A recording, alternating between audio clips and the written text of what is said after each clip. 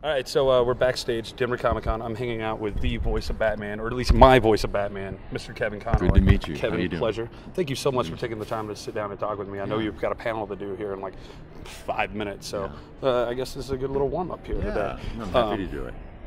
So, like I said, you were my Batman. You were in my favorite Batman movie, Mask of the Phantasm. Wasn't that a great movie? It's my favorite. Yeah, like, thank great. God it got released in theaters. Like, I begged my parents I to know. take me to see it.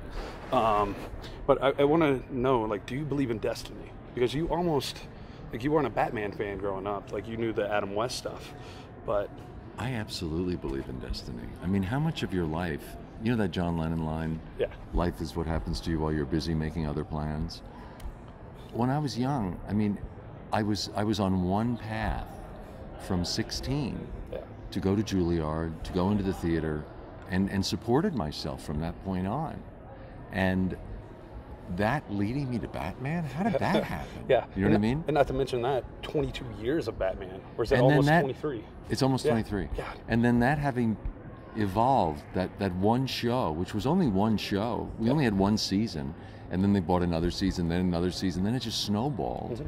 And then it turned into Batman and Robin, and then the Justice League, and then Batman Beyond, and now the games. I mean, it's just, and it was so much about what my getting the role was such a fluky thing. That's what makes me believe in destiny, because all my preparation was theater training and doing the classics, Shakespeare, the Greeks, sort of an old-fashioned kind of approach to theater. But Batman is a classic character. Right. He is the epic classic hero. It's very Shakespearean. It's a very Shakespearean story. It's a very Greek, it's like Orestes. And so when I went in there, I said, well, let me just wing it, because I didn't really know anything about it. I knew the Adam West series in the 60s, and they said, no, that's not what we're going to do. That's very campy, and this is not like that. This is the Dark Knight. And they described to me, he lost his parents as a child, and he's avenging their deaths, and he lives in the caves, and he's two personalities. I thought, wow, this is very heavy. This is very dark. So I just got myself into that place where I thought, a very dark sound would come out of, and I came up with that sound for the character. Yeah, like there on the spot. Yeah, just improvised it. Yeah. That's why I'm saying about destiny, because I had no preparation at all in terms of, at home working on it and thinking about it and coming up with a voice and going in there and pitching myself to the people. I just winged it because I didn't really know anything about Batman. I'd never done an animation voice before. It was my first audition for an animated voice. And it was the one that went on for 23 years. Yeah. I mean, how fluky is that? And I know people that it's like, we want somebody for this position that doesn't know what they're doing, because we can mold them into the perfect bit. And that's probably... Well, it was kind of, but it was also just an actor making a choice. Acting is about choices. It's always about choices. That's why you can have 3 different actors do the same role, 3 completely different ways, each one of them equally valid, each one really interesting, but they make different choices. You can play the same scene hundreds of different ways. So I just, by luck, that's what I mean about destiny, made the right choice that day. There are a lot of other actors who could have made that choice, but they didn't make it that day, and I did. Yeah. And so for this voice, like I was telling you earlier, I was listening to you talk to Kevin Smith. You delved pretty deep in your past. We don't have time today to get into that. But you talked about on that show that you, through your family life, you could understand some of the stuff Bruce was going through. Oh, yeah. Do you have to reach down deep to find that stuff to bring out that voice? Actors are their instrument. That's what you bring to acting. And the really good actors, and I'd like to think that I'm in that group, are ones that really dig down deep and pull it up and put it out for any performance they do. And I think the audience can sense that right away.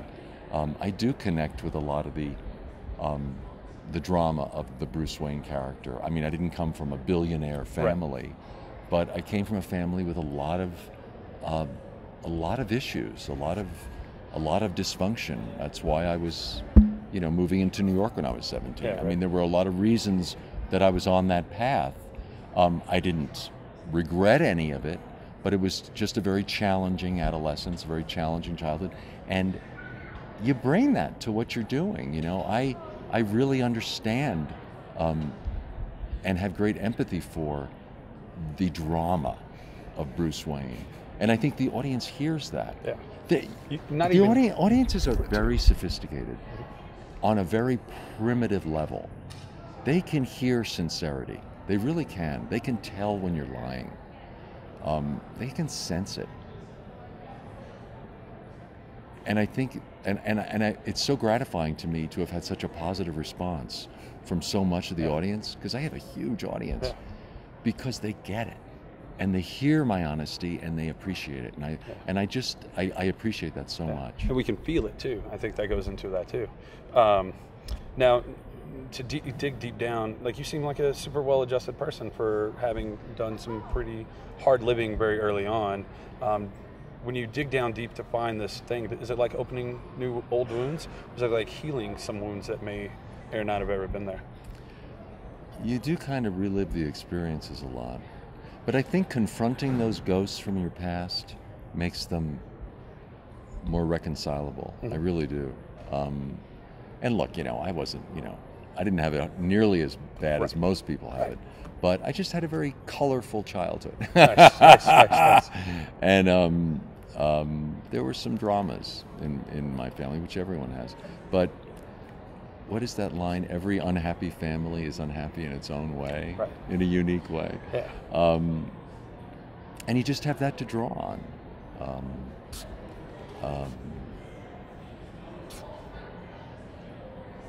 Yeah. Fair enough. Yeah. So you've been Batman for 22 years. Mark Hamill has recently retired from his role as the Joker. I say quotes because... How crazy is that? Well, he'll probably be back. How can you leave such He's an iconic dead. role?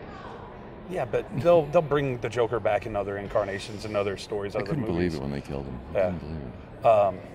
Do you ever see yourself stepping down from the role for good? I love doing it. I hope they continue to use me. Periodically, they'll hire a new director to do a new project for them. And directors like to put their own stamp on things. So they'll bring in a new actor, and people think that I didn't want to do it or something. And I always want to do it. It's just if the director wants to put their own twist on it. What's ironic is they usually bring another actor in and then they say, imitate Kevin Conroy. Because that's the sort of standard voice now. And that's all I want to hear is your voice. Well, thank you. I mean, it's... Thank you. I love doing it. I love doing it. So what is it like to go through, because in some, you've got old man Bruce Wayne, you've got younger Batman. How is it to slip between the characters? Or is it just like putting on an old jacket? It is kind of like putting on a suit. Yeah. But Andrea Romano's really great at keeping me in line. She's really great at working with actors. She's a wonderful director. And she can really tell you when you're not where you should be. There was one wonderful episode where Batman is drugged and he's goes back into his childhood. So I was the voice of Batman, Bruce Wayne, drugged Batman, and then when he went into his childhood, I was young Bruce Wayne rather, adolescent Bruce Wayne, and Thomas Wayne, father. So I was doing 5 voices in that one episode, and they each had to be distinctly different, but believably related and consistent. It was really a wonderful challenge. I love doing it.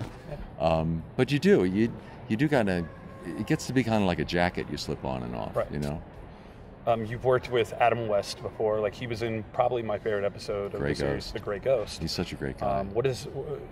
What do you glean from his career? Because he's fully embraced his life as Batman. You fully embraced yours. Do you look at what he's doing and use that as kind of a guide for what you're going to do? Or do you just take your own road?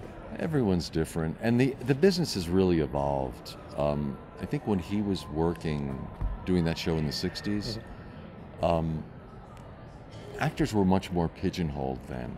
If you did a campy, TV sitcom, which is essentially what that was, that's all the way the industry would see you. They wouldn't see you as anything else. So he got kind of stuck there. Whereas now, people go in and out of all kinds of stuff. People do films, they do TV, they do theater. People go back and forth between things much more fluidly. So I'd like to do other stuff. We'll see what happens. Cool. Well, we're getting the signal that it's time to let you go. Batman is coming out. The newest Batman video game is coming out soon. Arkham Knight. Anything you can tell me about it? Is going to blow you away. It's going to blow your minds. It's going to rock your world. It's such a great game. It's such a great game, and it's huge. It's why it's been delayed. Cool. It's great. Well, Kevin, it was a pleasure chatting with you Great today. talking Thank to you so much. Sure. I'm kind of speechless, even though I keep rambling on. So Thank you. Thank you so much. Appreciate it. Take care. Cool.